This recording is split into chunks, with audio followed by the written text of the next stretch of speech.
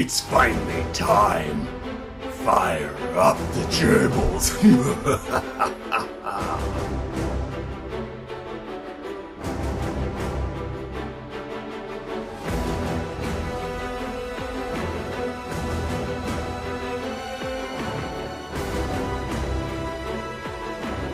The buffer is almost complete. The show is almost ready.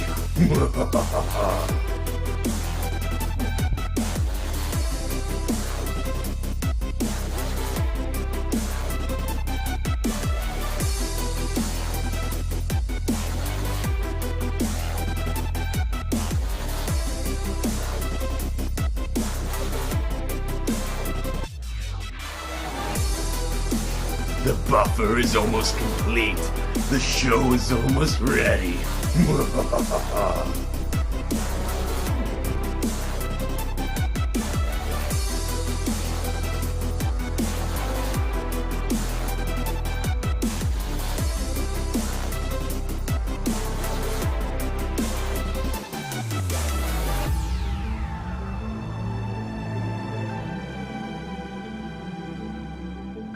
The buffer is almost complete. The show is almost ready.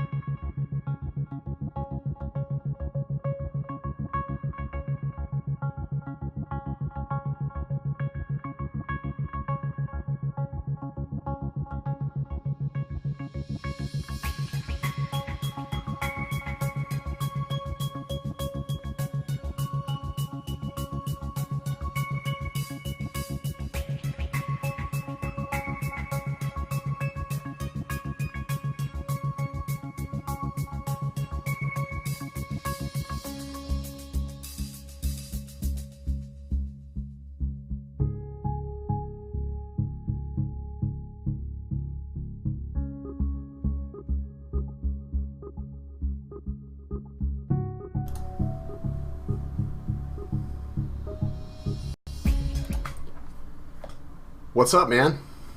What up, dude? Not much. What's going on, everybody? Welcome back. Today we're doing something a little bit different. For those of you who are not a fan of Apple, I'm sorry. This show is going to be very Apple-centric. If you weren't... What's that?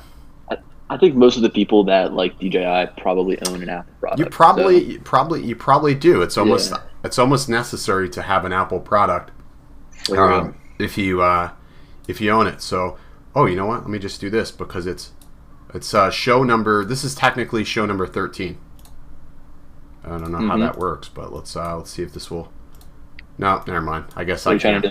I was trying to get an ovation to go, but I don't know. You know what it is? I don't know. Let me see. Maybe. So there we go. There we go. Show number 13. Cool. So I guess, so tonight we're talking about WWDC, Worldwide Developers Conference. And I guess the first thing that I'll start off with is my thoughts before the event. You can kind of talk about yours. So before the event, I was really excited that Apple's finally going to deliver on like a bunch of key important things that they needed to do, and hopefully a little bit of hardware surprises at the end, although as soon as Tim Cook in the beginning said something about like he dropped a hint that it was going to be all, and I was like, all right, well, there it goes. And the only, I guess, hardware I was really expecting is MacBook Pros, upgraded internals, iPhone SE2, and possibly new iPads, although they'll probably save that for a whole different event. So where would you think that an event like that would actually take place? Because we're in June now, so we have June, July, August, September. There's literally 3 months till usually they release the new iPhone. So, like, I don't know where you would really squeeze an event in like that without stealing thunder from September. Maybe July or maybe the end of June. But yeah, I agree. I was hoping for hardware, but in a way I was sort of relieved that they didn't. And I think now is like, I don't know, like, because I got my iPad and I've got my Mac. I'm sort of content, and like being obviously in what we do, and like we sort of review products now and again, like you sort of feel almost compelled sometimes to, I don't know, have the latest and greatest. No, I totally agree. So I don't know. I sort of feel sort of relieved that they didn't, because I really didn't want to have to buy something else. I'll try to tie this into drones here. I was actually really happy when they released the Mavic Air that it was a drone that wasn't going to be the new Phantom, because I wouldn't have to spend a lot of money. Yeah. You know what? That's so true. Like, I'm the same way. Like, I don't know. Like, I'm content with something till I know that something newer is out, and then I'm like, crap, I have to have that. So let's sort of prioritize this here, because maybe some of our viewers got a chance to watch WWDC. So I don't want to sound repetitive. We sort of want to highlight, the primary things and sort of condense it down into, like, Apple's event was 2.5 hours ish. It started out long. It was very long, and I think some of the parts were more lengthy than others, and I just felt like it was totally unnecessary to be that long.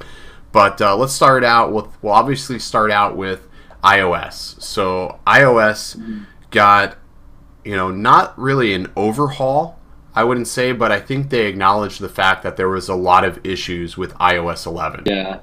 I think they realized that, hey, we screwed up. And I think the biggest changes we saw came to ARKit, which they seem to be pushing really hard. But I like how they're making it a little bit more practical rather than just playing games. Like, being able to measure things is cool. I think that's going to be awesome. And moving in right now, I'm using a tape measure a lot, so being able to use that measurement app would come in handy. And I think that just having basically a tape measure in your pocket at all times could be something that's cool. I agree with that. I think having the ability to measure something is pretty dope. I mean, it's way more practical than watching a dragon basically walk around, or what was it last year? I think it was a dinosaur or a game. I never found that I would use the ARKit that much. I mean, it was a cool concept. I never have.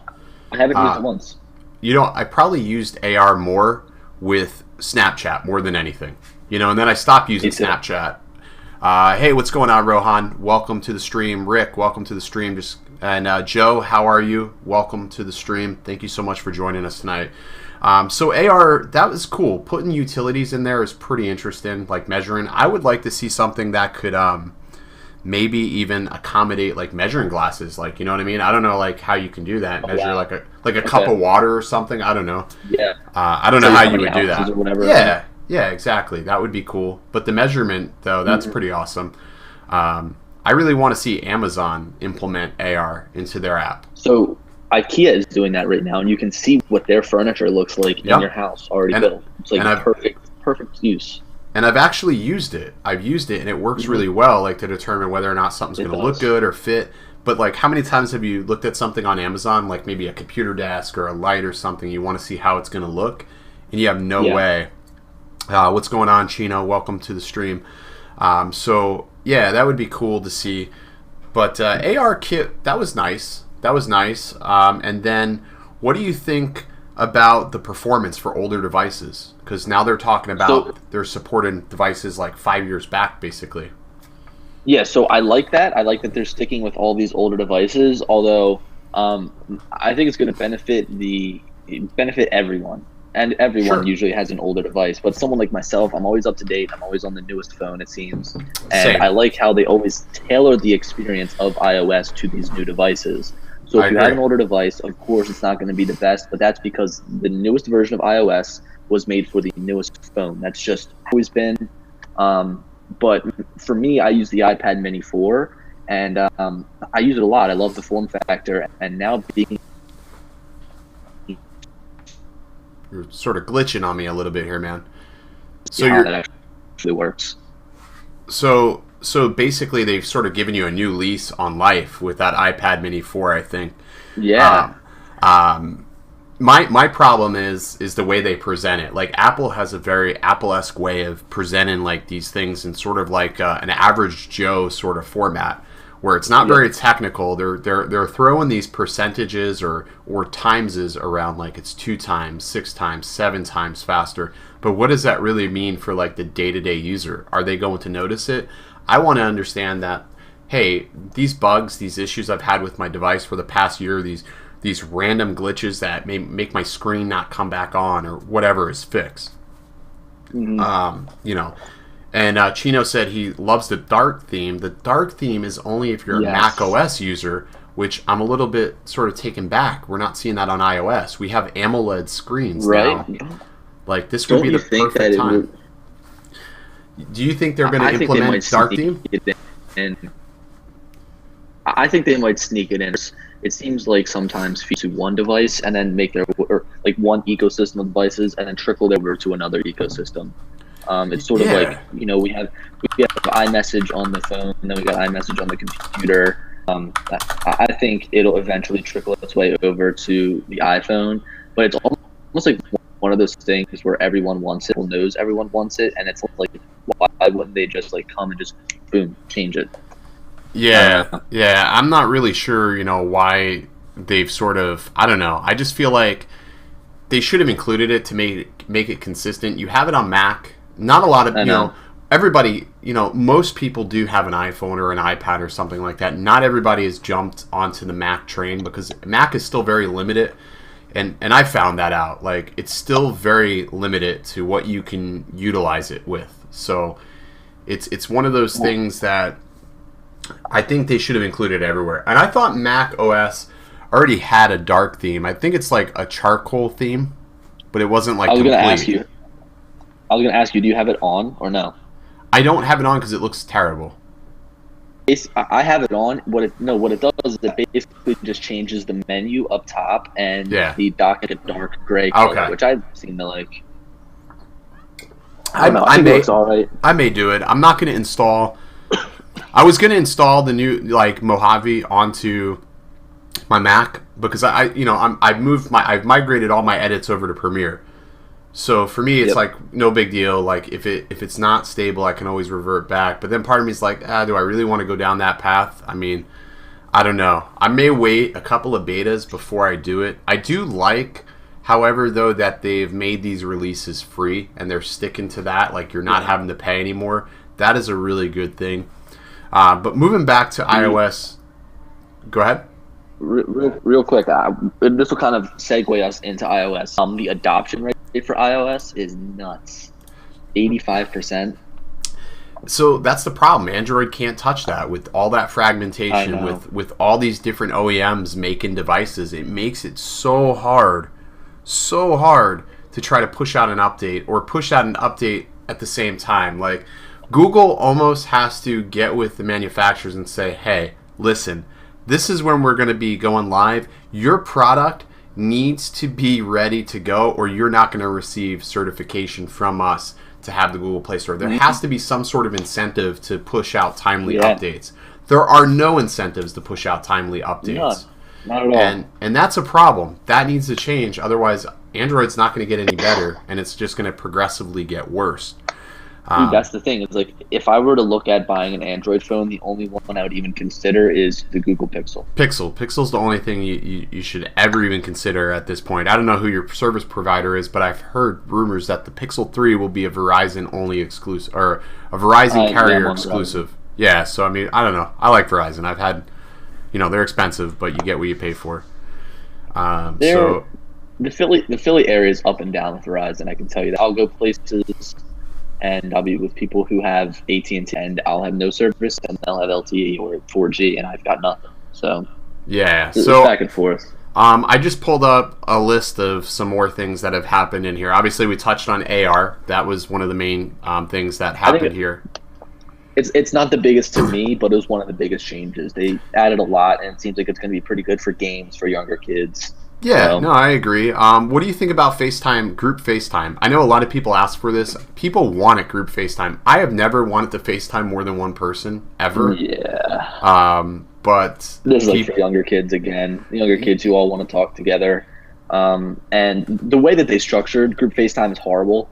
And I hope that they realize that after people get it on their phones. that the way that the little squares bounce around the screen is god awful.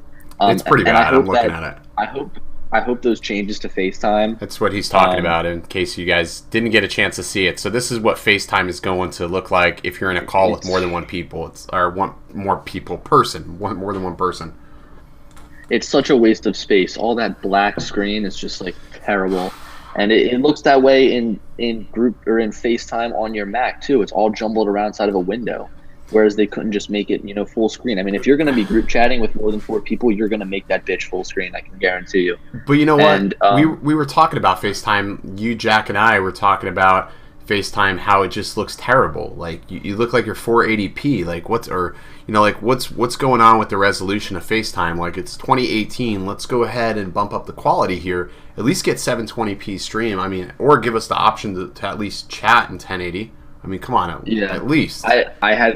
I have constant issues with FaceTime. I FaceTime my girlfriend every single night, and it's so bad. Like, it's constantly saying poor connection. It's constantly saying reconnecting. It's constantly freezing my phone. There's like a certain pattern I've noticed that freezes my phone every time. It's like if you have your phone on FaceTime, you click the power button, and when you click the power button, FaceTime will light back up. It brings you to FaceTime. Then you click the power button again. Frozen. There's nothing you can do about it. The screen literally stays. I have to have my girlfriend end the call so that I can then call her back, or I've got to totally turn my phone off. It's just like FaceTime's just so terrible. Yeah. I hope the hood improvements. I hope there's some under the hood bug fixes. I mean, usually, I'm sorry. I'm just reading my messages. Am I drunk? Cool, man. Cool. It's all good, man. So let's talk about privacy. Was another thing that they boasted about. They went ahead and made some changes to privacy, and it's actually not your father's root beer. So I guess it's not beer per se, but we're close enough. Yeah.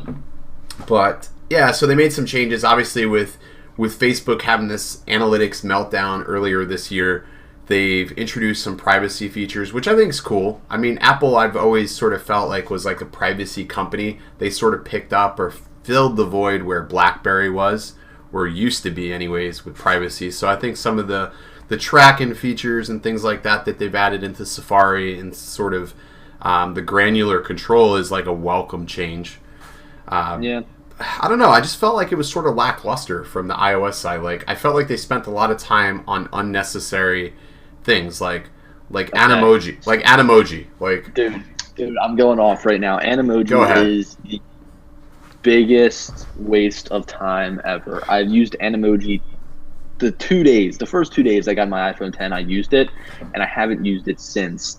And the fact that they're like boasting that they're adding 3 new characters over this year that it's been out, first of all, is horrible.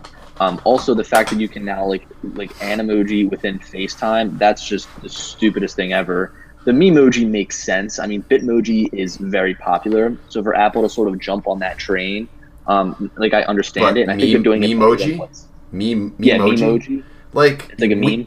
You know what's funny though is we had this like well before, like like those little characters that we used to have. Yes, the memes. Like, they're called memes. Memes. So I sort of feel like Memoji is sort of a rip, not on Samsung, but more or less towards Wii.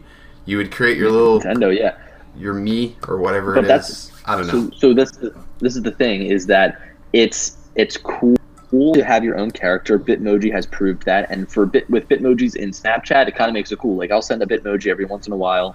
The way that you send Bitmojis is a little bit like you have to copy it as a picture and then send it. I agree. I realize it's like the easiest way to send them, but I think that Memoji is going to be cumbersome as well, and I don't think that I'll ever use it. I think that I'll probably use Bitmoji more. And overall, I think that it's a waste of time and a waste of resources for Apple to try to jump on this train that they started with Animoji and now are trying to compete with all the others in this space that is going to be around for a couple of weeks after the update.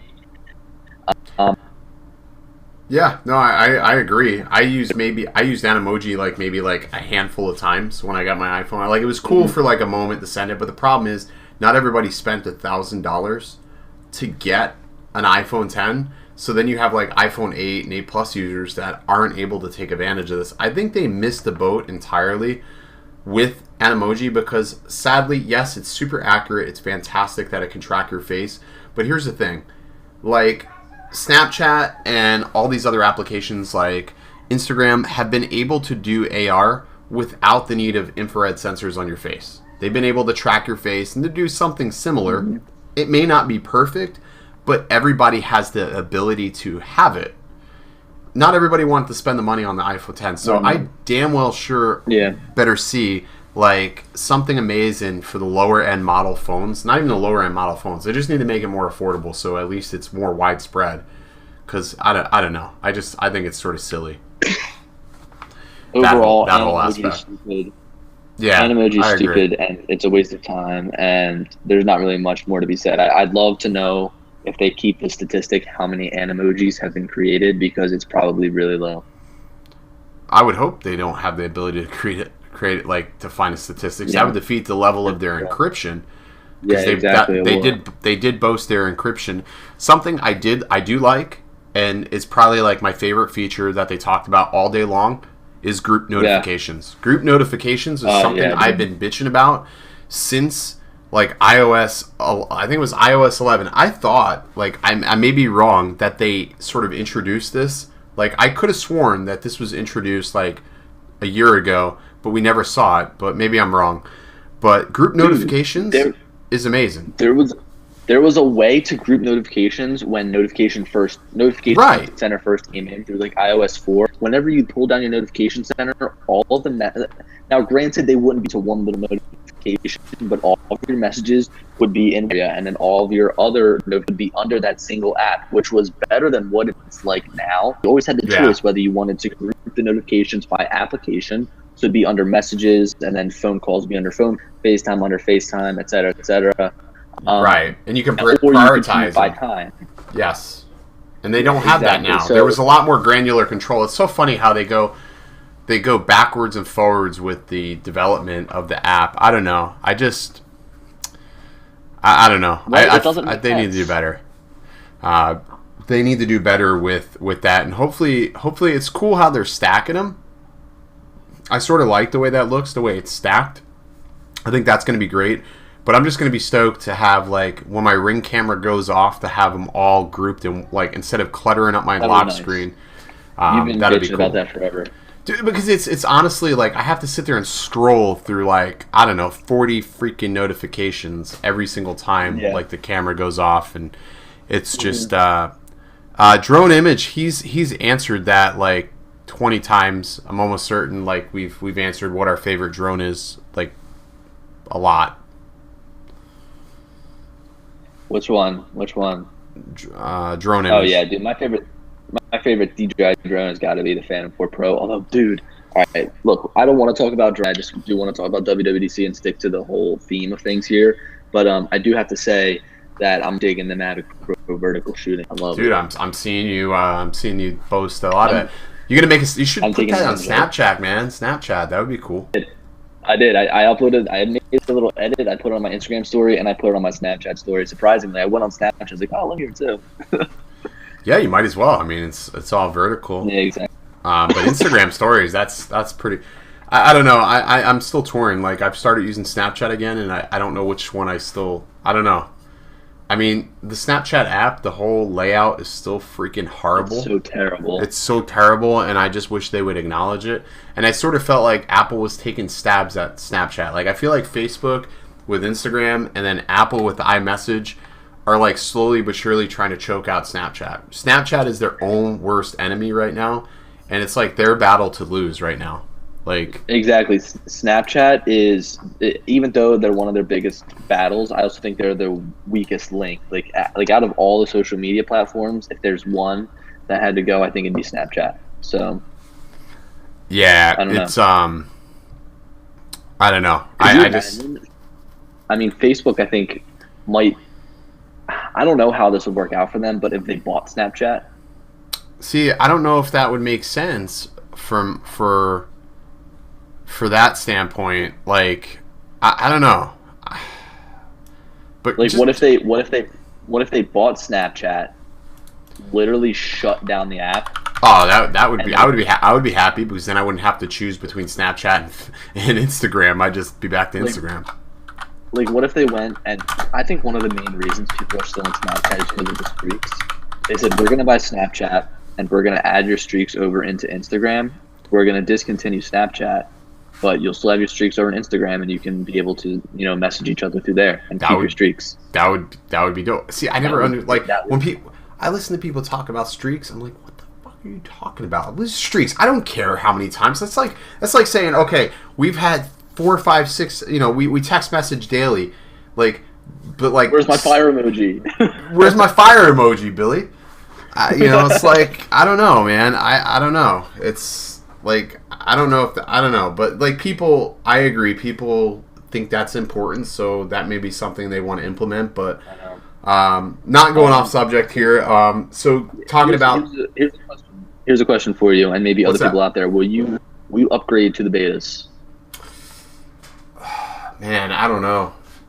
I have two iPhones. I have 2 phones, so I will probably upgrade one of the phones to the beta to see which one I like more. That's always a good idea. My problem with the beta is a couple of years, and I don't know if he's watching or not. My buddy Jesse, he swears I have the worst luck with Apple products, and I've bricked a couple of iPhones upgrading to the betas. Dude, I have no freaking clue. I have no idea. That makes sense. You download the profile, and it would just never complete the update, and then it would be like error 51 or something like that, or error 57. Now, did you do this through the sketchy way of doing it, or did you no? This is through Apple's web. It was the last phone I bricked was an iPhone 6 Plus, and according to Apple, a lot of people experienced that with the betas. Was that it was now? bricking. How did they handle? They just handle that? They warrantied it out. Like, just because it's a beta, like a public beta, as long as it's a public beta, when you get into the developer betas, that's a whole nother deal. Mm-hmm. That's a whole nother deal. Like, I don't know. So, that the developer beta is $100 per year, if I'm not, or the developer to have a developer account, if I'm not mistaken, is $100, right? Say it again. So if you want an Apple developer account, like right now, Apple developers can go out and download the beta right now if they wanted to. Absolutely. But in order to have a developer account, you need to pay $100 per year. Yeah, exactly. And it's like it's silly to pay. I will not pay $100 a year. I actually have a buddy who his friend's a developer, and he's like for the past literally 4 or 5 years, he has basically just hooked us up and registered our UDIDs. That's nice. And that's worked out perfect so far, but I don't know if I'll jump on the developer train this time. I'll probably wait till public betas. I think it's a safer thing. Although they didn't add that many new features, so I'm hoping because they didn't add they didn't really add new features. They're claiming that they're enhancing performance. They're claiming that they're fixing bugs. So maybe this translates into a more stable build, and we'll see better betas. The other thing you got to consider is battery life. Battery life is something that is always I don't know. Yeah, I feel like you always compromise battery life. So Eli says, I updated my iPad Air to iOS 11 beta last year from Everything Apple Pro's YouTube channel link, who has 6 million subs. He's actually got a great channel. I love it. And it bricked it until the real iOS 11 came out 6 months later. Okay, that sucks. And that's one of those things that's tough. He just uploaded a video, and it's about how to get the iOS 12 beta. I wouldn't do it. The iOS 12 beta right now, but he said in the beginning of his video, he was like, this is not legit. This is not from Apple. It could totally mess your phone up. Yep. He even recommended not doing it, but he showed how to do it, and I wouldn't do it that way. I mean, if you want to get the beta, you'll have to wait about a month for it to come out, but it's worth a month. Now there's a website. There is a website that will register your UDID with the developer beta, so you can download it directly from Apple. There are websites that you can go to if you don't want to spend the $99. You basically enter your UDID, and they'll register it for you. They'll send you an email once it is registered. And once they have it registered, you'll be able to download the developer beta. I think it's $3.99 or $4.99. They're basically buying a bunch of developer accounts in bulk, and then they're marking it up. I don't know how they do it, but one of the things to consider even going that way is you're giving somebody your UDID. That's like very, very, very, very sketchy. Like, I don't know. A little bit sketchy. So I know we talked about iOS, we talked about Mac OS. The updates for watchOS and tvOS, they shouldn't even have mentioned anything about them because there was just such little change. Do you have an Apple TV? I do have an Apple TV, but I don't use it that much. I use it to like AirPlay and I use it to watch Netflix. And they boast about their Apple TV app so much, but it is just piss poor. So I have two Apple TVs. I actually have the first generation Apple TV somewhere laying around here. It's like a dust magnet now. Or not the first generation. Maybe it's the second or third generation. But I have the Apple TV 4, which is the 4K version, and then I have the one just before that. And I used to use Fire TV before because I used Plex and all that. And I enjoyed it. I like it. I like it a lot. But one of the things that interested me was that they said Charter Spectrum is going to allow you to have an app that basically has their cable, all their channels on there. And I have Spectrum. I have Spectrum. So it works out great for me. They were calling me like 4 weeks ago, like trying to sign me up for this, and it's $29. It's $29 a month, and you get, I think it's like 100 channels. 130, I think they said, but I could be wrong. But it's a lot of channels for $29. Yeah. They don't have to give me any additional equipment. I already have their internet, which I think I pay like $80 for. So for another $29 plus to have like the fastest internet they have, I think that would be worth it. At that point, I already have every single room in my house has an Apple TV. I would probably consider it. Yeah, and I hope that these companies go, closer to these roots. At my mom's house, I've still got the traditional boxes, like the STB boxes, whatever, the set-top boxes. Yeah. And they're just annoying. And for me in my new apartment, me and my roommate just went with internet, and we've got YouTube TV also. We pay $40 a month, but we don't have that many channels. Yeah, I mean, I haven't had cable in 5 years. Mm-hmm. I've been. What did you use then? So I started out with Amazon Fire TV, and then I bought an Apple TV, and it was like Amazon Fire TV, Apple TV, and then it's just been Apple TVs nonstop. I mean, it's worked well, but I really don't miss cable. Like, I circumvent it other ways. I mean, but I feel more productive not having cable. I feel like you fall into, like, you watch this show, that show. Like, I still fall into show holes because you'll watch Netflix, or like, now my kick is like Westworld. I don't know. Any Westworld fans out there? Billy doesn't know. Like, that's why I can't watch his streams on Sundays, because I'm watching Westworld. It's amazing. Yeah. You told me about that. Dude, have you not watched it, man? Mm-mm. Bro, you're missing out tremendously missing out. No, I haven't watched it. I'm on the blacklist right now, and you're gonna like this, but the new season of The Flash just came out on Netflix, so I'm watching that. I gotta watch it. Yeah, I've got this all.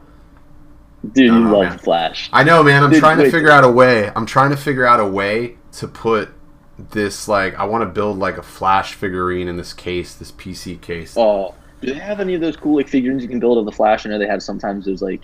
Yeah, they do. Not like action figures, not like the cheap action figures. I want an acrylic. I want an acrylic Thunderbolt. I want to find somebody who does acrylic. Like, I want to make an acrylic Thunderbolt and put a RGB light in it so it can hold up the GPU. That would be so dope. All right, so wait.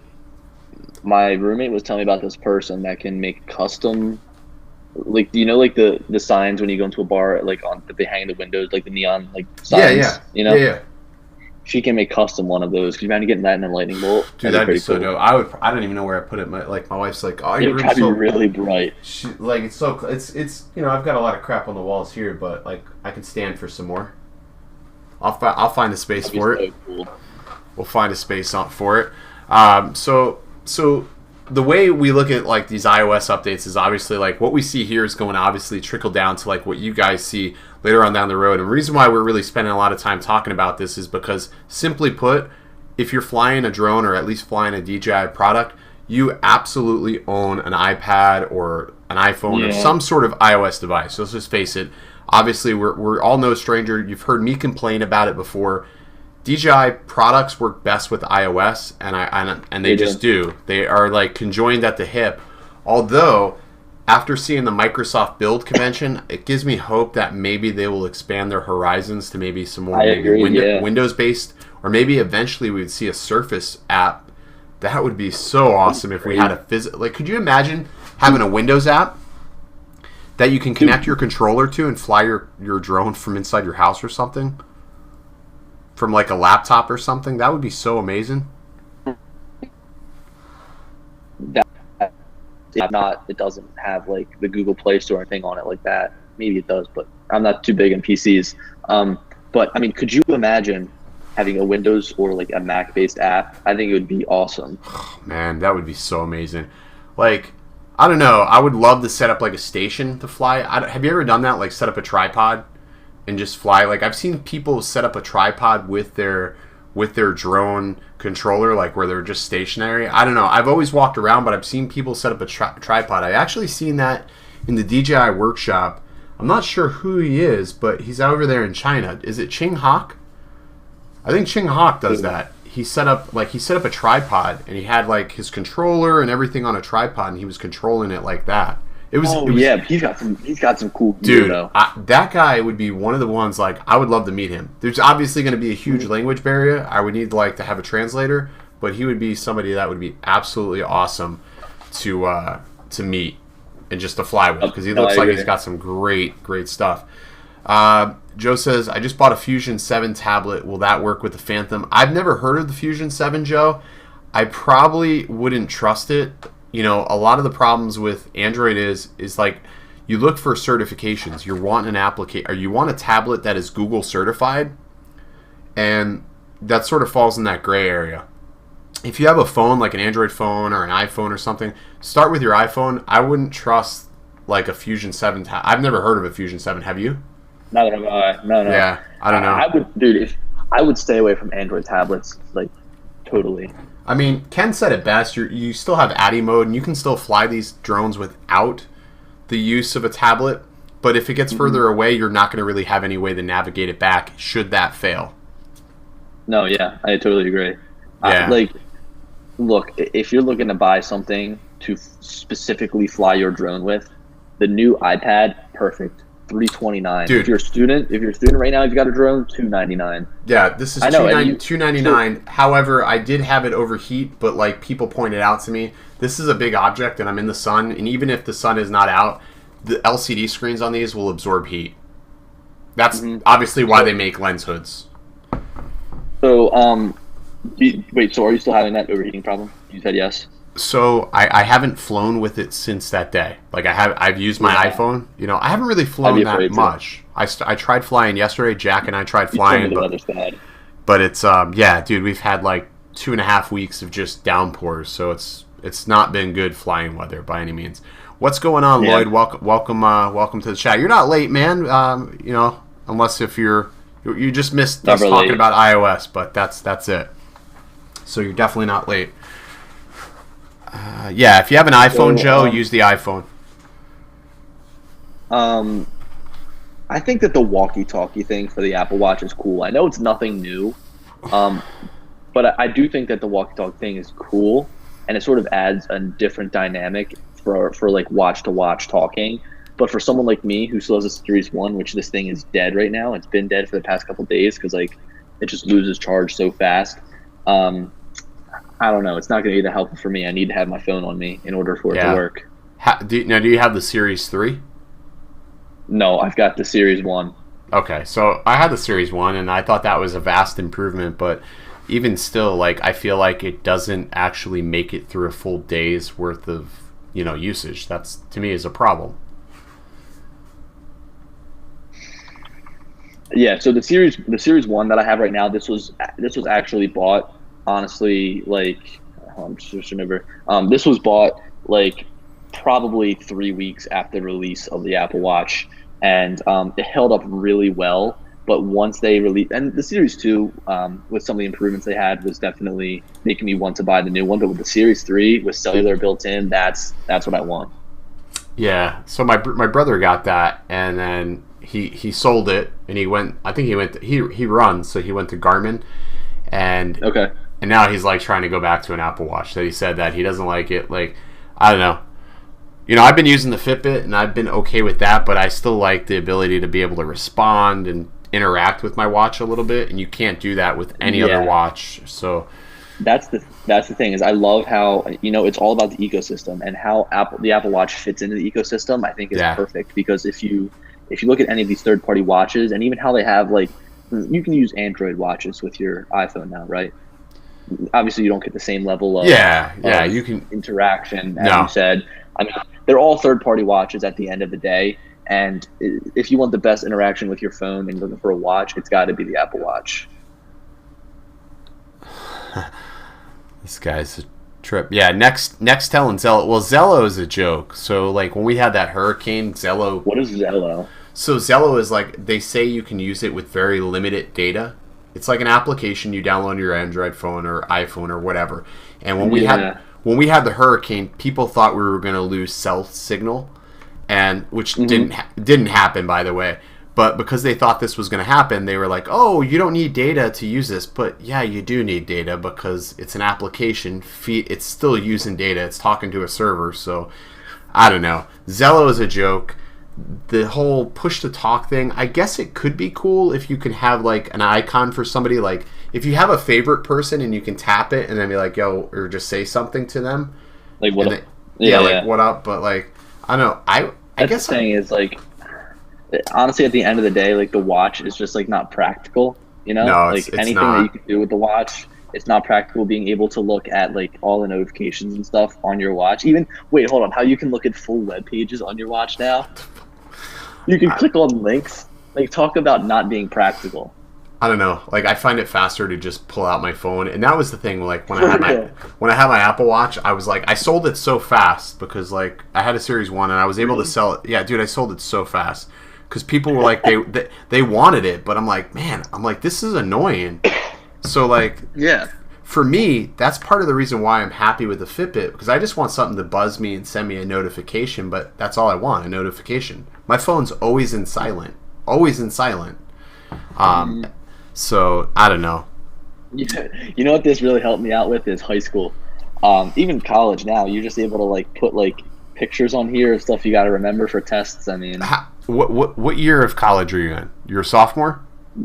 Going to be a junior, so yeah, I just got done. You're a junior. So just so everybody can get this in perspective here, Billy had an Apple Watch in high school.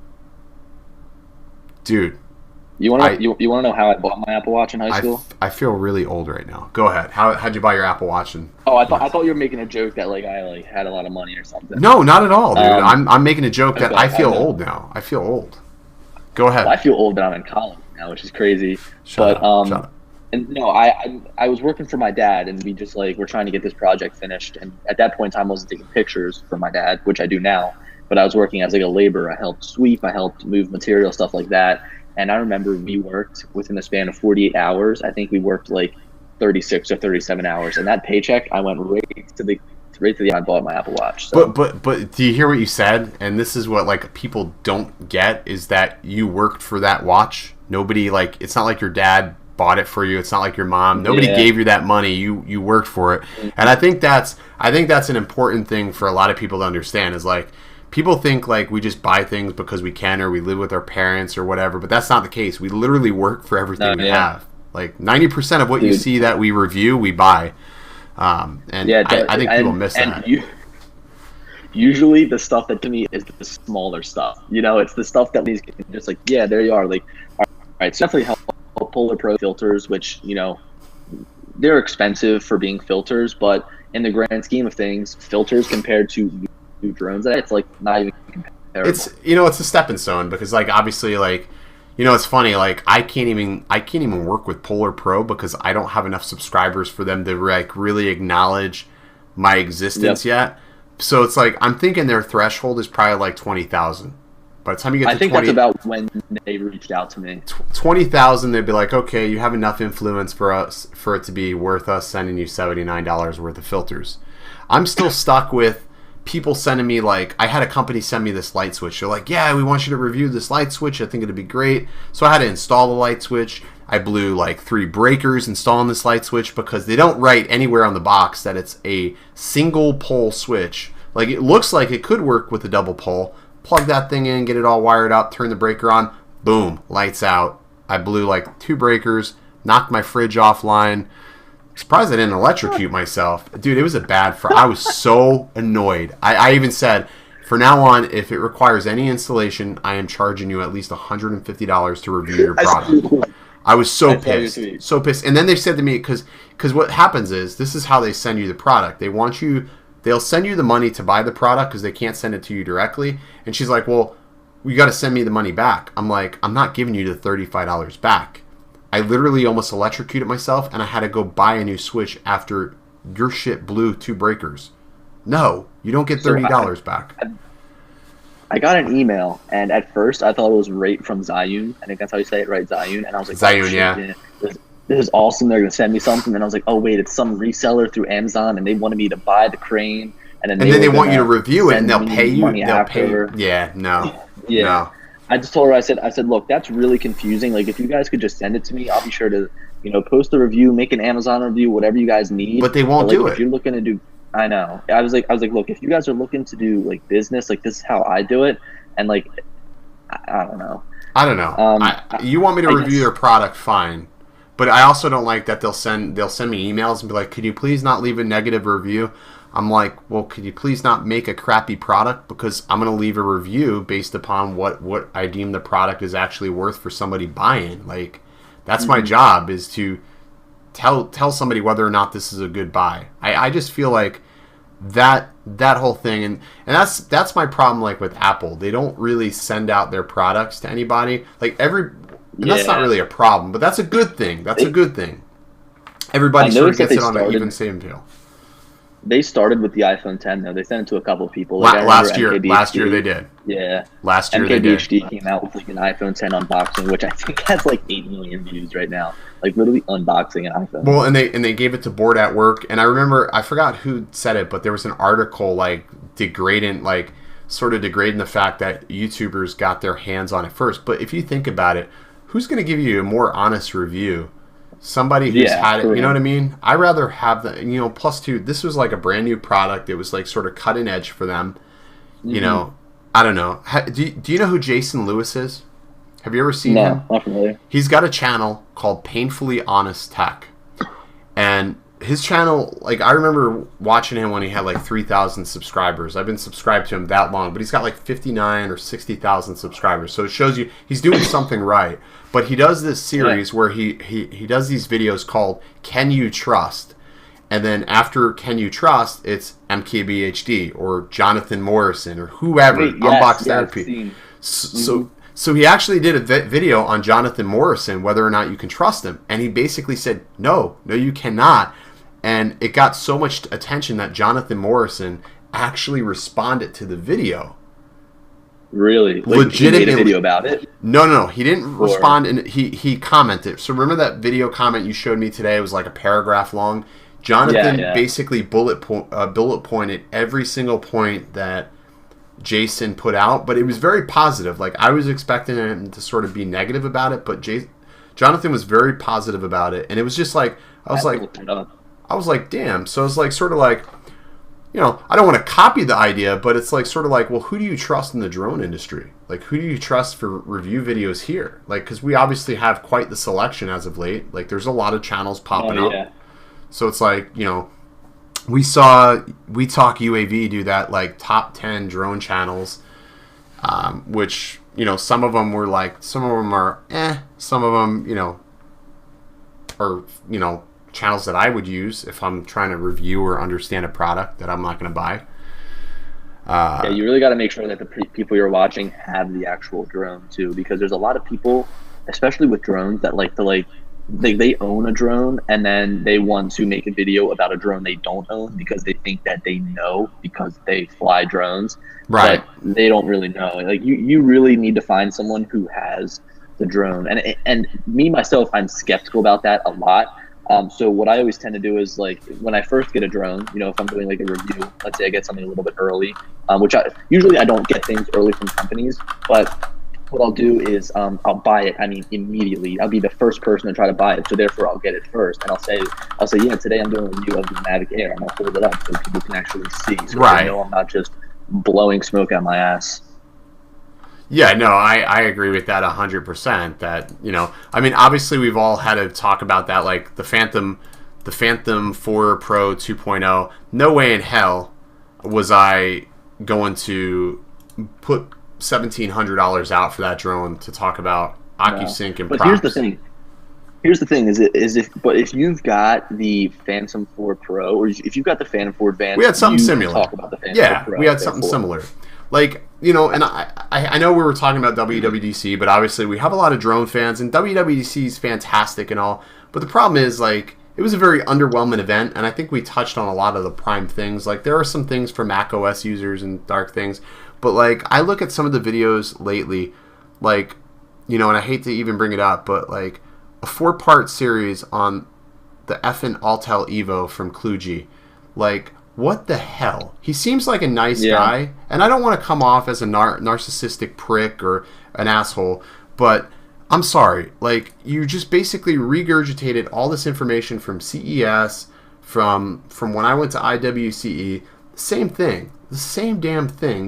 But you drug it out for freaking 4 videos for views. I promise. Let me put this here. I promise to everybody, you will never see a 4-part miniseries that is 2 hours long. If you look at all those videos, literally 2 hours in total span. It adds up to that much time. Like, he just basically sucked the life out of AdSense because, you know, that's playing the game, man. That's playing the game. I mean, great, you're playing the game, but F you. Real quick, I want to touch on the Mavic Pro, which I continue to talk about, but in case anyone else new is here in the stream, I'll try to get the link for you because I posted to Facebook, but I've been shooting vertical videos. And in the very beginning, when I first saw vertical videos, I was like, you got to be kidding me. Like, these people, they're going to be shooting videos vertically, and it's going to be terrible. And while I agree with that, I've been shooting vertical videos recently because they're perfect to share on something like Instagram. You know, I can't even share by link. Why can't you share a link? You should be able to share a link. So I think the vertical videos look interesting. Like, I like how you can see more. Like, you were shooting an island, and it was just an interesting perspective. Or even like when you're doing the orbits, it looks interesting. So here's the thing: is you've got to think about the people that you're. What is you've got to think about the. Hold on, I'm trying to. Okay, wait. I think I'm able to do this. Billy, you got to try to tailor. I'm trying to send it to you so I can then copy the link, but it's not working. All right, so I've got the link. I'm pulling it now. Okay. I'm trying to do it now. Go ahead and throw it in there. The reason that I think shooting vertical video is just like so awesome is because you can then share on Instagram. And as we know, I can't. Here's my phone. If we look at my phone, so click on that link, guys. That'll be to the group. The phone is vertical, right? And when you watch videos, they're vertical. You can turn it to the side, but if you're on Instagram, you're going to be watching it in this vertical format. And just being able to see like a full screen video, full resolution is perfect. And like my friend Cameron says that he like always uses his Mavic Pro for real estate shoots and stuff like that. Right. But for some reason can't get behind the camera whatsoever. Like, I think that the camera sucks, but if you're going to be shooting vertically, it's a totally different, because if you're shooting with a Phantom 4 Pro, then you're working with a cropped down image. So like literally, if I'm flying the Mavic Pro, it's only to take vertical pictures for Instagram. I kind of call it like my Instagram drone. Hang on a second. I'm going to switch this over.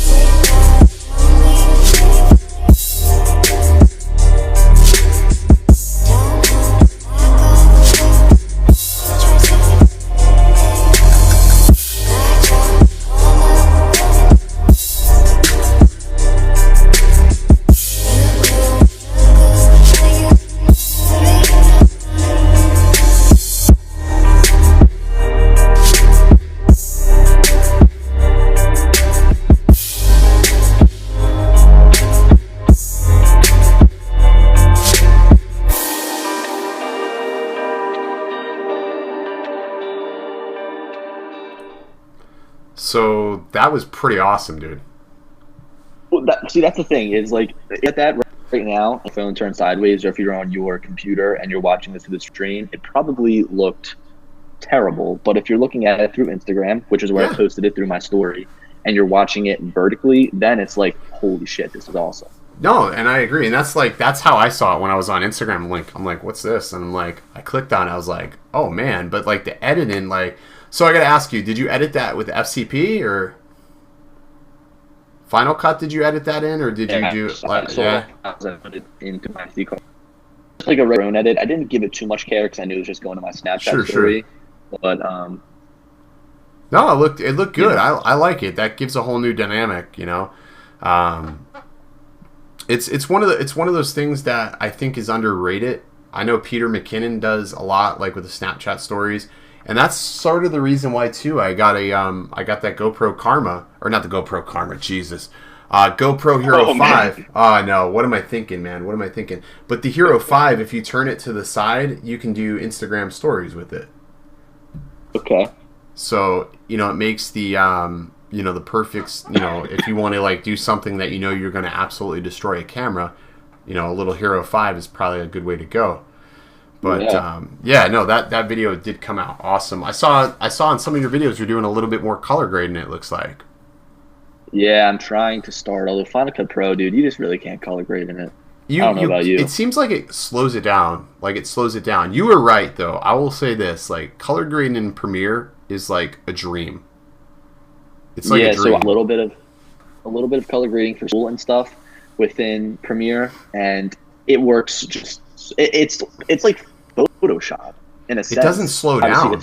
It's like Adobe, right? It's made by Adobe, and Adobe Photoshop, being able to edit these photos, it's just like you can edit the videos like you edit photos. So that's like the one thing that I've thought about doing is exporting from Final Cut Pro, the color correction in Premiere, but then like you're just working with so many files that it's just better to probably learn Premiere at that point. I'm just gonna. That's why I'm forced myself with my desk tour video that I did the other day. I did that all in Premiere. It was like the first Premiere edit I've done in over like a year and a half, 2 years almost. Yeah. But I haven't bought it yet. I'm still running the trial because I want to make sure. But after having all the glitches with Final Cut Pro over the past week, I finally just given up on Final Cut. Like, I can do everything I need from Premiere. It sucks, though, to have to pay $20 a month. But I do like the ability to... I can even edit audio, like, perfectly. Like, I use Audacity for my audio. But literally, Final Cut's got Audition. And I can just zip the audio over, zip the audio back. It's perfect. So do you think that you're going to leave Final Cut Pro behind, or do you think you're going to leave it installed on a computer just in case? I think I'm going to leave it behind just because I have this machine here that is stupid fast, stupid powerful, and it zips through 4K footage. Like, I can do edits like 40% faster than I can on my MacBook. I'll leave Final Cut installed just as a failsafe. Like, if I absolutely there's certain like transitions that I know how to do and that I don't know how to do in Premiere. Like, there's we obviously do some like fancy edits from time to time, and to do those, it's like sometimes it's just easy to go back to what you know. But I think for the most part, I think I'll do my primary edits from Premiere. If I have to import into Final Cut, I will. But I don't know. So here's my thing is that I shoot these tutorial videos, and there's really not much of them. It's the way that I edit structure my videos is that I put them all and then lay out all of my clips in the main timeline. I cut it so that it all flows really nicely, and then I just lay the B-roll over and then add like a standard color correction. So to these tutorial videos, I don't need any like of these intense color corrections. Where the teal, the orange, the dark blacks, all that stuff. It's just a nice little bump in the saturation. Being able to show, the products or the stuff I'm talking about through B-roll. And something I really need is a new tripod. My tripod. I need a new tripod. What type of tripod are you using? So it's actually not even a tripod. It's a monopod. It's a Manfrotto monopod, but it's video monopods that have the little legs at the bottom. Okay. So I'm using a Manfrotto tripod right now, and like it's okay, but like trying to do some of the smoother, B-roll. Does it have a fluid ball head? It doesn't have a fluid ball head. It's got a ball head, and you can adjust like the tension on it by like dialing it back. If I get enough money, I'm gonna buy a proper fluid head tripod. I really want to buy a Manfrotto. They're like $200, and every time I go to buy one, I'm just sort of like, do I really need it? Do I really need it? I've gotten away with not having to do it very much, but the next time it really hits me, I'm gonna be like, yeah, I'm gonna get a tripod. Most of my videos, like all my talking headshots, happen right behind me. I have that ring light. That's what I use. Dude, nice. Dude, I want to get one of those. Dude, it was the best $90 I've ever spent ever. The way that I shoot my you talking to the camera is I've got my desk in front of me and the Gorilla Pod. Really need like a nice big fancy tripod. The thing though is like you can buy certain things online. It's easy to just see something you like, boom, buy it. But the one thing I think that is like something I need to see in the store is a tripod. Let me see if I can find it. Sure it's got everything I need. I just want to make sure it's got everything that I need. Make sure it's light. Make sure see how the height, all of that stuff. So I think a tripod is something that I want to look at in person. And when I was in New York City, I wanted to go to B&H Photo to take a look, and they closed in the afternoon. I do not understand their hours. Okay, so there's a thing you have to understand about B&H Photo, and this is like one of the things I pointed out in my video. They're like, I wouldn't say they're Hasidic Jewish. I'm not sure 100%. They may be. They're very religious. No, I know that they are very religious. Sort of like I know Chick-fil-A is a very religious company, but I know that H is also very religious. But Chick-fil-A is at least open on Saturdays. Yeah, wait, are they not open on Saturdays, B&H? No, they're closed on the weekends. They are. Maybe the stores. I didn't think they were allowed to make money on the weekends or something like that. That is crazy. I don't know. I don't know the whole story. Hey man, they still make a killing. They make a killing because they have a great setup. But one of the big things that I use this Manfrotto. It's the MKC3, and I mean it's a small, like, this is how big the tripod is. Like, it's small, but it does go high. And then it's got, yo, Lloyd, thanks man, I appreciate that. I will absolutely put that. Thanks for the $5 super chat. Here we go, right towards here. The next tripod. There you are. There's the next tripod for you. There it is. Hopefully you can spend $5 on a new tripod. Yeah, exactly. So it's got this ball head here, and you just adjust it, and it you can see it's sort of smooth.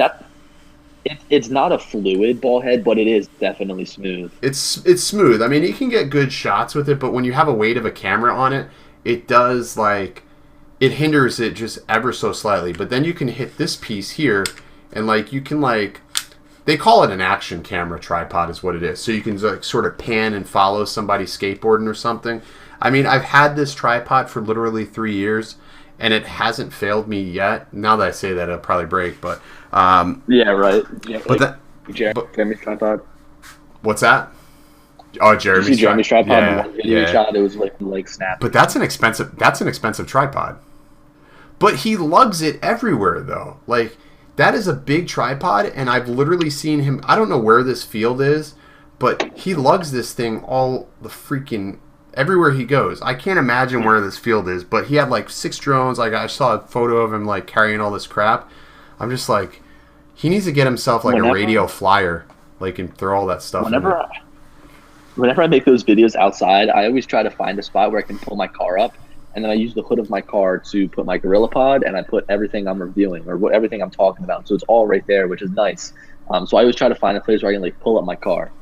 You're gonna kill me when you come down the floor. When you come down here, I want to take you and Jack to this place. It's like an abandoned mine, and it's filled with water and like hills that look like mountains and craters, and it's just nuts. But it's you gotta walk almost a mile with your gear to get there, but once you're there, it is totally worth it. I'll bring a backpack. Yeah, you'll need a backpack, and we're definitely gonna need a crap ton of batteries. Oz by Drone. I don't know if I can fit Inspire 2. I don't know if I can fit Inspire 2 in a backpack, but we'll do. No, probably not. But you know what? If we had a radio flyer, we can just throw the Inspire and all the gear into the. I think I got a cart or something we can cart it around with. We'll find something. I don't mind carrying it. We'll figure it out. I'm not a wuss. The Inspire would just be so dope to just fly around, man. I know. Like, I the know. more I see it, I'm just like salivating. Like, man, that'd be so awesome. Like, I want to get like a spare SD card and be like, here, load this SD card in there, so that way I can edit the footage. You know, just have you line up the shots. But what I really have to do is get a slave remote so you can get two people on it. Yeah. So like one controls the drone, one controls the camera. Yes. Yeah. Yeah. I still like the way they were grabbing it, like where they were, you know, grabbing the camera, like, or grabbing the Inspire from the battery like that. It just seems so perfect. It seems so perfect. Every time I grab my Phantom, I just feel like I'm going to break it like that. When is Oz by Drone says, when is Apple buying DJI? I don't know. That probably never. It'd be more like, when is DJI buying Apple at this point?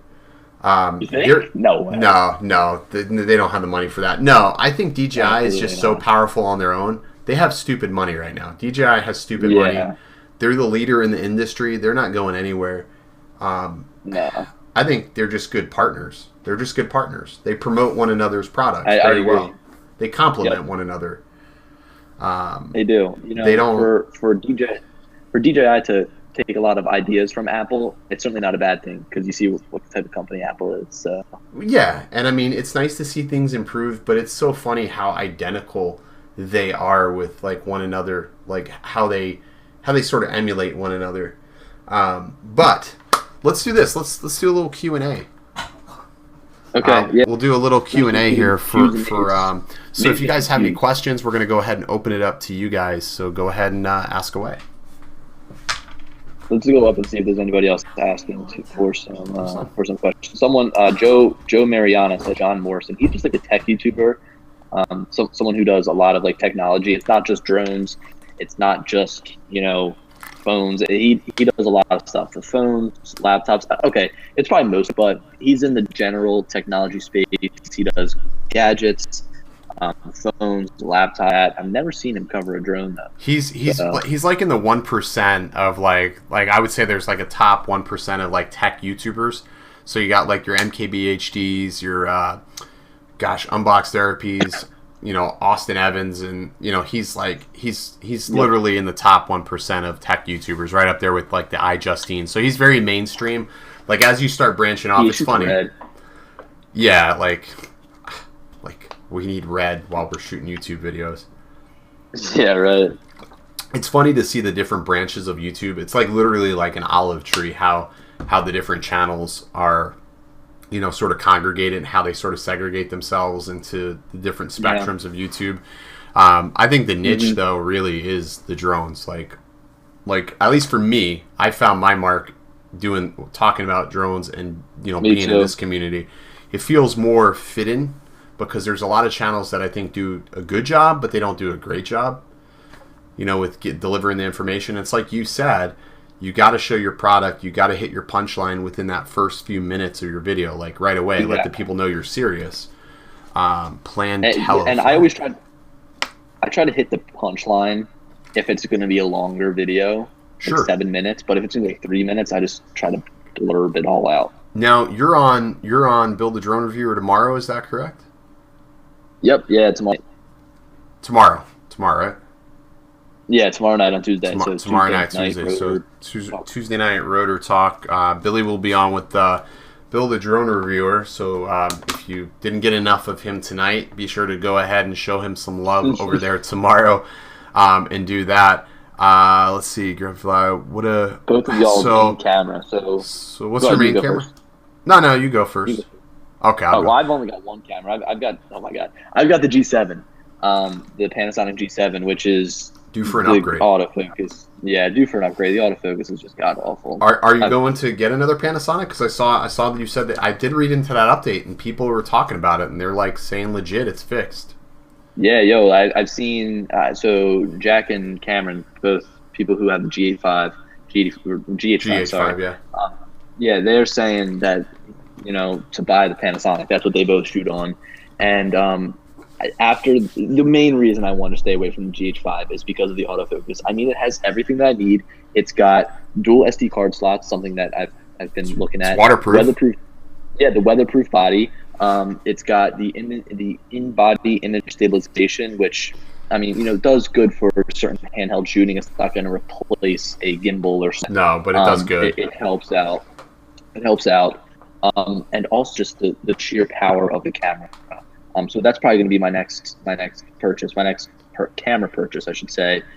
Just because, the one thing holding me back from that was the autofocus, and now that it's somewhat better, it's going to be a buy for me. So with my camera, I use the Canon SL2, which is basically like a very, very small version of the Canon 80D. That's my main shooter, and then for my like small B-roll shooter, I'm using a Sony RX100. All of my footage is shot in 1080p, unless if it's in a drone, but I downsample all my footage into 1080p, just because my workflow, I try to keep my workflow nice and streamlined, the best I can, and with as little issue as possible trying to export the videos. I also try to keep everything as small as I can, but autofocus for me is a huge deal, and that's exactly why I went with Canon. I never even guess whether or not it's autofocusing properly. I just know it. Like I've had one sequence where I was like, oh, did that just like hunt for my face? It was like one time it did that, and that was it. The G7 is always hunting. Yeah, no, and that was the reason why I want to have my G7. I had to kick it, man. Had to kick it. It's terrible. Terrible. I've never shot Nikon ever. I just don't like their color. The color profiles on Nikon were just not appealing to me. Canon has good colors. Panasonic has very, very close colors. I like their V-Log. Like, I think for their log files are just exceptional. Like, at least for I think for the GH5S is pretty phenomenal. You can get some really nice dynamic range. Lloyd said he bought the SL2 because of my reviews. Yeah, and I mean, I honestly love the SL2. I think it's the perfect size camera for a DSLR. Which one was that? The Canon you're shooting with? Yeah, the Canon I'm shooting with. It's just such a good camera. Like, I don't know, battery life is good. The batteries are cheap. It's like the size of a mirrorless camera, but it's a DSLR. And I like it's got a flip out screen. The controls are simple. I mean, I don't really do a lot of color correction though. I really don't do any color correction on it. Through your videos. Yeah, like I try to set my white balance. Like I always set it manually to a gray card. And then from the gray card, I just sort of just adjust the highlights if I need to. But even the exposure, everything is set on the camera. I'll bump the saturation just a little bit. That makes your workflow a lot easier, though. Tremendously. And I use the same LUT every single video. The Daniel Schiffer LUTs are just phenomenal. Oh, yeah. The Coupe de Ville LUT is just very subtle, and I'll bump that down to 25%. It's funny, though, in Premiere, it's different. I have to bump it up to 30% to get the same effects that Final Cut gives you. Might create low pressure from the Tello. I haven't flown the Tello in a while. Dude, I haven't flown it since I made my review on it. So you know what? I have a DJI Tello that I have not flown in, since I've gotten it. It's literally, it's sitting. I don't know if you guys can see this or not, but where is it? Right there. So literally where the top of my finger is, it's sitting there like an ornament just underneath Darth Vader. Oh, I see. So, is it like, it's like hanging off? Is it kind of like hanging on the side? Yeah, it's hanging on the side. So here's what I'm going to do. We just hit 3,500 subscribers. I'm going to get a video out probably Friday. We're going to give the Tello away. It's literally been flown like 3 or 4 times. We're just going to give the Tello away because there's probably somebody who wants it. So if you want your chance to win a DJI Tello, make sure you check out Friday's video. Make sure you like the video and comment down below why I should pick you to win the Tello. And then we're just going to pick somebody randomly to win the Tello. Yeah, the Rise Tello. I'll ship it out. Literally, all you're going to get is the Tello. So make sure you have a micro USB, because I'm not even going to ship it with that. Yeah, I mean, honestly, all you need is your phone, and then you can try it out. No, and that's the thing. It just came with a freaking battery. It just came with a battery. It literally didn't come with a freaking... Oh my god. It didn't come with a charger. It doesn't make sense. It's got to be... This drone has to drop to like $50. It's got to. Like, I don't understand it. It has to drop to $50. It's still at $100. I'm on Amazon right now. it's still at $100, but I'm gonna put out a video. And for those who don't know, it'll probably be next week. And I'm not trying to hype a video, but it's gonna be dope. You're gonna want to make sure that you have notifications turned on to the channel for next week. So I have a very special video coming, and it's probably one that has been waiting for a while. So make sure you're around for that. But we're definitely gonna do the Tello giveaway, and we'll probably let that competition run on for like a week. We'll let it run on for a week, and then we'll announce the winner not next week, but the week after. So episode number 15, we'll announce the winner of the Tello. So if you want to win the Tello, yeah. I don't fly it. I just feel bad that it's sitting there. Yeah, I don't fly it either. I should. I don't know. It was sort of a bad purchase, but I'll turn a bad purchase into somebody else's treasure, you know. But that's gonna do it for tonight's episode, guys. We've been streaming for an hour 45 minutes. So I'm gonna let Billy go. Billy's at his girlfriend's. He's traveling, so I'll let him go and enjoy his night. And I want to thank all of you for hanging out, streaming with us this evening. If you guys already haven't, make sure you hit the subscribe button and check out Billy's channel as well, because obviously, we'd love to have everybody over there. So thanks so much. And Lloyd, thank you for the super chat. We'll see you guys next week. Yeah, Lloyd, thank you. Later. See ya. Ladies and gentlemen, our in-flight entertainment is about to begin. For further details, please refer to your copy of the in-flight entertainment guide found in the seat pocket in front of you. Thank you. Ladies and gentlemen,